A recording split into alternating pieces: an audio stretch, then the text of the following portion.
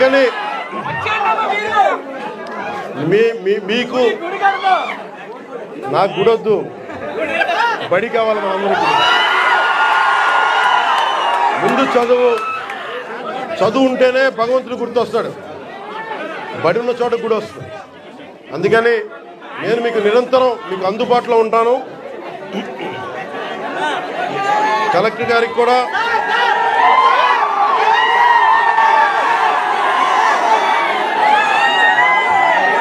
మీరు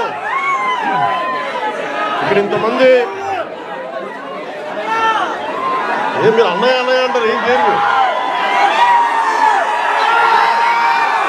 యువత ఇంతమంది ఉన్నారు.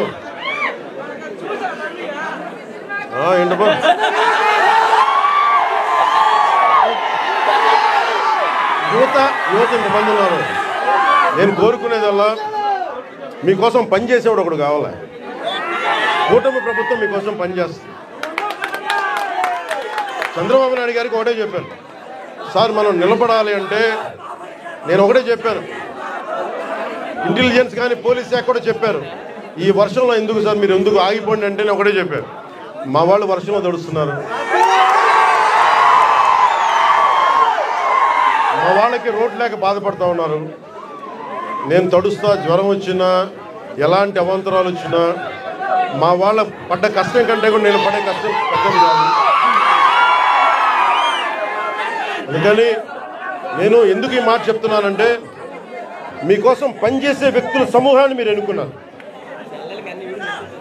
మీకోసం పనిచేసే వ్యక్తుల సమూహాన్ని మీరు ఎన్నుకున్నారు. మేమందరం ఇక్కడ ఉన్నాం. మంత్రి గారిని చూస్తూ ఉన్నారు, ఎమ్మెల్యే గారిని చూస్తూ ఉన్నారు, ఇక్కడున్న నాయకులందరినీ చూస్తూ ఉన్నారు.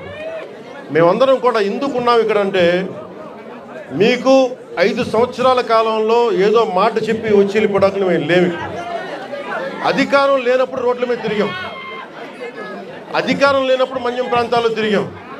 నాకు బుగ్గలు నిమ్మటం తెలియదు, నాకు తల నిమ్మటం తెలియదు. నాకు